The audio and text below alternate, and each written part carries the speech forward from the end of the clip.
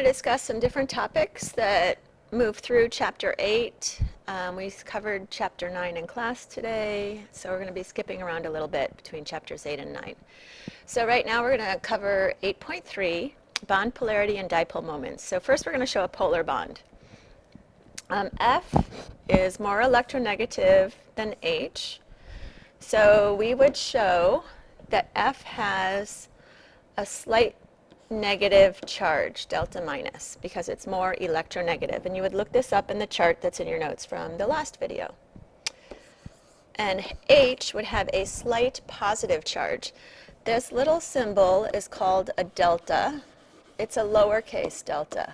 It's still the Greek letter D. And it looks something like that. Okay, so in HF, the fluorine would be slightly negative, the H would be slightly positive, and we would draw a dipole moment like that. So an arrow indicates a dipole moment. And the arrow shows you where you have the positive end and the negative end of the dipole. Di means two, pole means poles, two different poles, opposite, polar, two opposite ends. So we can figure out whether the atom has a positive end or a negative end just based on electronegativity. So between 0 to 0.4, we would say a bond is nonpolar covalent. From 0.4 to 1.8-ish, we would say the bond is polar covalent. And if the difference in electronegativity is greater than 1.8, we would say that the bond is ionic.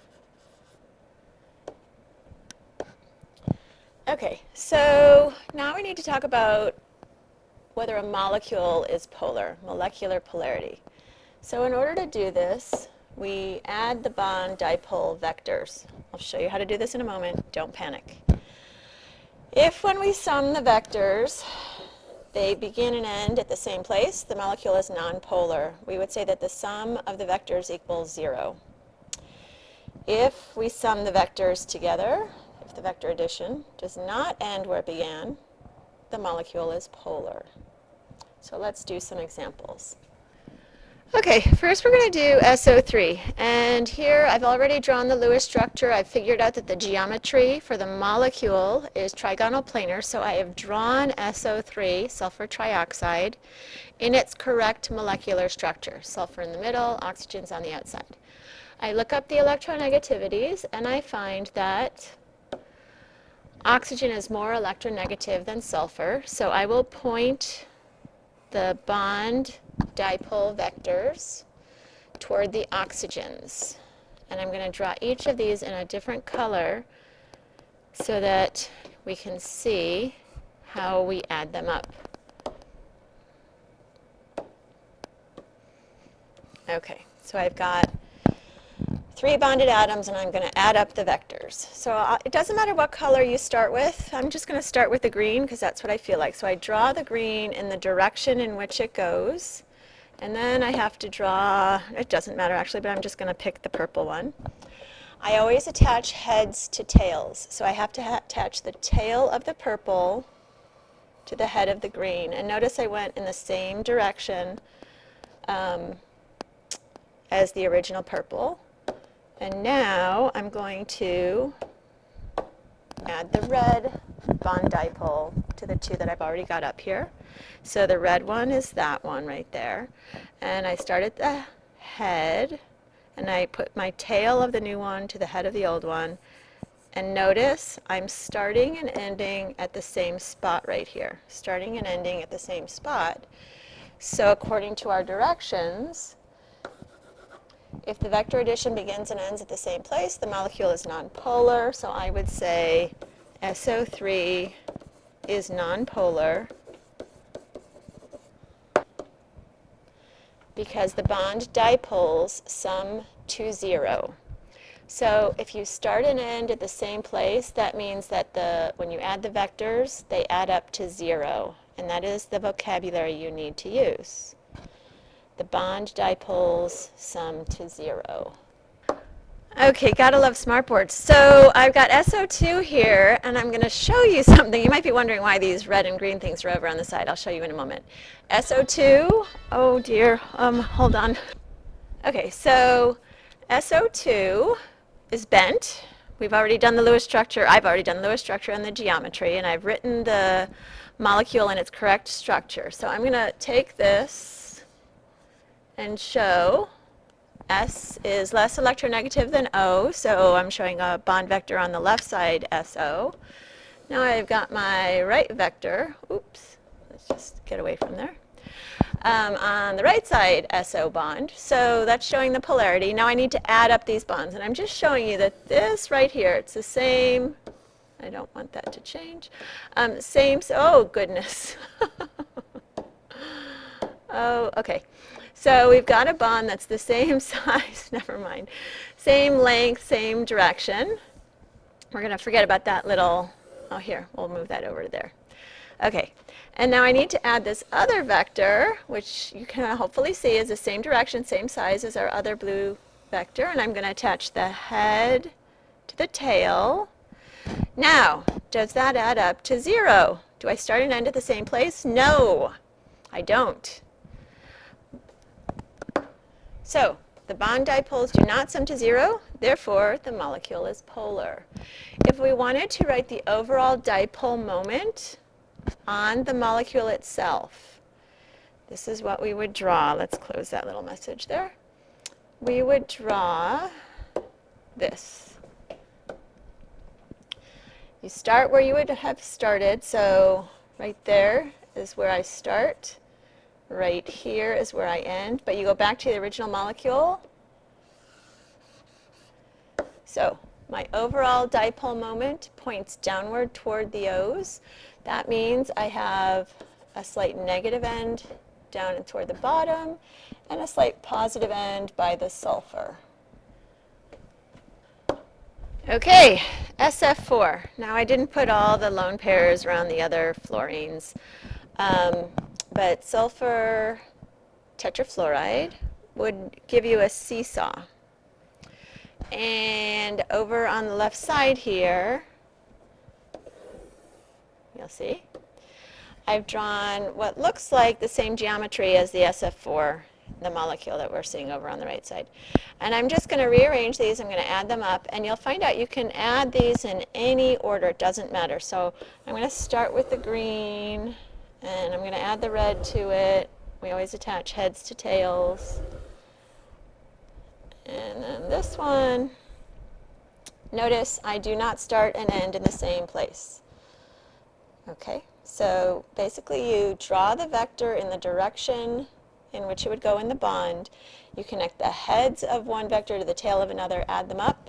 If you do not start and end in the same place, you are polar. So this would be polar, because the bond dipoles do not sum to 0.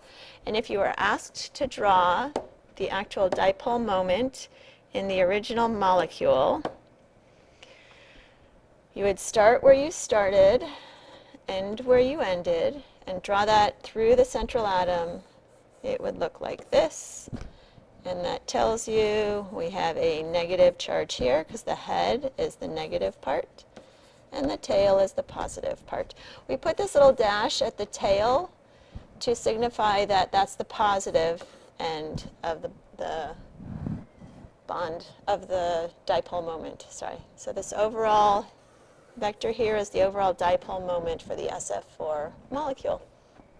Okay, and we could do these with different molecules. And one thing that you should note is that tetrahedral geometry is always nonpolar, unless the atoms bonded to the central atom are not all the same. It's very difficult to draw the bond dipoles and add up those vectors for a tetrahedral molecule. So you need to know tetrahedral molecules are always nonpolar, and you would just say on an AP exam, the bond dipoles sum to 0, therefore the molecule is nonpolar. All right, we're going to move on to bond energy, section 8.8. And here is a table of bond energies. There's a whole bunch of bond energies in here. And there's some things that you should note here. This is the strength of any particular bond. It's how much energy you need to break the bond. So you have to put in energy in order to break a bond. Let's take a look over here. Notice an N2 double bond has less energy to break it, needs less energy to break it than an N2 triple bond. So the triple bond requires more energy to break it. Okay? In any of these examples, if you compare a triple compared to a double bond, more energy is needed to break the triple bond versus the double bond. And if we look at single bonds compared to double bonds, we can see right here, let's compare the NN single bond with the NN double and triple bonds. Hopefully you see the single bond has a smaller bond energy than a double bond energy for an nitrogen-nitrogen bond. We will use this table of bond energies to calculate heats of reaction. But in the last chapter, we learned that heat of reaction is the heats of formation of the products minus the heats of formation of the reactants. It's going to be a little bit different with bond energies. Okay, so I've put an equation up here. In order to find the heat of reaction using bond energy, we have to look at this as where do we put in energy and where do we take out energy. In order to break a bond, we have to add energy. That's an endothermic process, putting in energy, so that's why this part is positive. So any bond that we break, we have to put in energy to break that bond. And when you have a chemical reaction, it's the reactants whose bonds are breaking. Over on the right side, we have the bonds that are formed. We're going to get back energy when a bond is formed. So when you break a bond, you put in energy. When a bond is formed, energy is released. So that's why we have a negative sign here, because energy is being released. That would be a negative delta H, an exothermic process. And when a bond is formed, that would be our products. So it's an interesting thing. When we use bond energy, we have to use the equation that the heat of the reaction is the sum of the bonds in the reactants minus the sum of the bonds in the products. So usually we do products minus reactants. When we have bond energy, we do reactants minus products. So let's do an example. Okay, so we want to find delta H for the reaction. Nitrogen plus 3 hydrogens makes 2 ammonias. The first thing you have to do is draw your Lewis structures. And I just realized that wasn't completely drawn correctly. And you draw your Lewis structures with your coefficients in front of your Lewis structures. Then you have to figure out what all your bonds are, and we will do reactants minus products. This gives us reactants first, a single NN triple bond, 3 HH single bonds, and we're going to have 6. We're going to subtract off, because we're subtracting the products, 6 NH bonds. Because in each NH3 we have 1, 2, 3 NH bonds. So 3 NH bonds times 2 gives us 6 NH bonds. Then we'll look these up in the table on the previous page. Okay. I just looked these numbers up on the prior pages, on the prior page. And we plug in our numbers and we get a delta H of negative 109 kilojoules. Now, we made a big fuss about having a relative scale for delta HF, heats of formation. Notice this now is not a relative scale. These are absolute numbers, average bond energy. It is the energy needed to break a bond. It's the energy given off when the bond is formed. So you won't be asked anything about relative or absolute scales on bond energies. And you should know when you do bond energy calculations, we just look directly at the bonds that we have. You'll be given the data for their bond energies, and you calculate this directly. Okay, so we're going to go back to section 812 now, which was talking about resonance structures when you have more than one possible structure for a molecule or ion. And sometimes there's different structures where we're not sure which one to pick and which one is more correct. And when you're not sure which one is more correct, we use the concept called formal charge. And formal charge is the number of valence electrons that an atom has minus the number of electrons around an atom in the Lewis structure. And you will pick, when you have resonance structures, you pick the Lewis structure with the least number of non-zero formal charges. What does that mean? Let's look at an example. We're going to look at SO4 2-. Okay, here are two possible structures for sulfate, SO4 2-. We would never draw the structure on the right just from our general ways of drawing Lewis structures, but you're going to learn it turns out the structure on the right is actually the more correct structure. So we're going to use our equation for formal charge. Let's look at our equation again. It's valence electrons minus the number of electrons around an atom. So sulfur, if we look just at sulfur, hopefully you know sulfur has 6 valence electrons.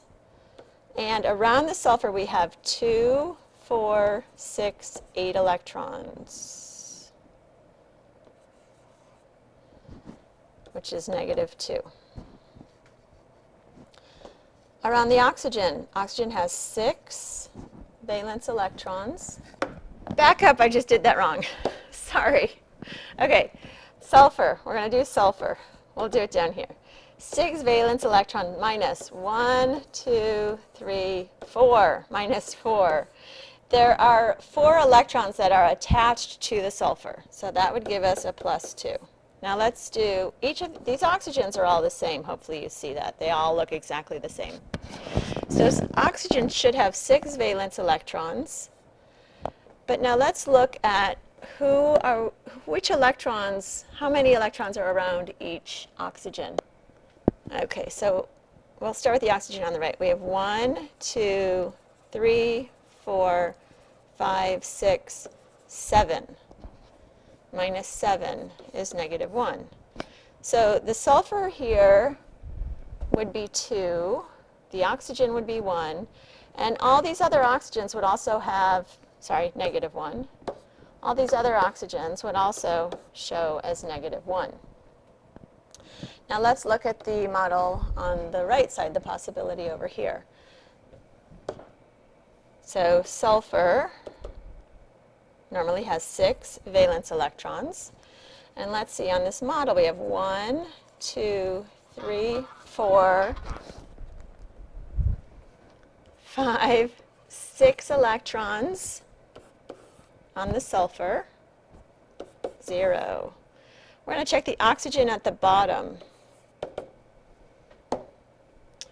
1, 2, 3, 4, 5, 6, 7. So oxygen should have 6, but we have 7, -1.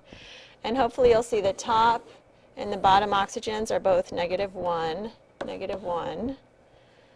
Sulfur is 0. Okay, now the oxygens on the left and the right. We have 1, 2, 3, 4, 5, 6 electrons assigned to each oxygen. So oxygen should have 6 valence electrons minus 6 electrons on each oxygen gives us a formal charge of 0. So this oxygen would be 0, this oxygen would be 0. So now, the model on the left has 1, 2, 3, 4, 5 atoms with non-zero formal charges. All right, so left side, 5 atoms with non-zero formal charges. Right side, I've only got this atom and this atom with 2 non-zero those two atoms are the ones with non-zero formal charges. So the model on the right is the accepted Lewis structure for sulfate. All right, last topic, bond order. Simplified definition. It's the number of bonds between two atoms. Very simplified. Okay, so I put a little chart up here for single, double, and triple bonds and their bond order. Seems pretty straightforward. But now we're going to have a question. All right, so find the bond order for SO3. I've already drawn the Lewis structure without the lone pairs around the oxygens. This is what, let's just put those in so that you're not confused. So here we have our SO3. And we have resonance here. So this double bond right here sometimes is there, sometimes is here, sometimes is here. So notice I had 3 sigmas and 1 pi. That pi bond spends its time in 3 places. Spends its time in 3 places. So it's like 1/3 of a bond in each place. So we would say the SO bond in SO3 has bond order of 1 because of the sigma, plus 1/3 because that pi bond is spending 1/3 of its time in each place. It's divided among 1, 2, 3 places. So let's try that with the SO2. SO2 looks like this. Okay. In SO2 we have 2 sigmas, 1 pi. How many places is the pi bond spending its time? Hopefully you recognize there's resonance here, and the pi bond could be right here, or it could be over here. So there are 2 places where that pi bond could spend its time. So the bond order for SO2 would be the 1 sigma, because you've got the single bond, plus the part of the pi bond that spends its time in each place. So 1 and 1/2, because the pi half of the time is on the right side and half of the time is on the left side. So the bond order for SO3 is 1 1/3. The bond order for SO2 is 1 1/2.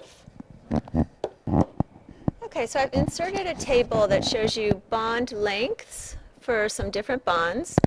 And hopefully you'll see as we go from a single, sorry about that. As we go from a single to a double to a triple bond, the bond length gets shorter. In every example, single, double, triple, bond length decreases. Every single kind of bond. So the more bonds you have, the shorter the bond gets. Okay. As bond order goes up, bond length goes down. By the way, an A here, that's called an angstrom. It is 10 to the minus 10 meters. It's a good unit to know. We won't use it. You don't have to memorize it, but it's good to know what an angstrom is. Okay, as bond order goes up, bond energy also goes up. Let's look back at the bond energy table that we had at the very beginning of lecture. Maybe it wasn't the very beginning. Let's see, where is that table? Sorry about that. Here we go. Okay, so notice right here, we're going from a double to a triple. Bond energy increases. And if we look at a CC single bond, okay, so the CC single bond has an even smaller energy than a CC double bond over here. So let's go back to where we were. Okay, so as bond order goes up, bond length goes down. As bond order goes up, bond energy goes up. You need to know those. So what you should do at this point is try to finish the handout that I gave in class.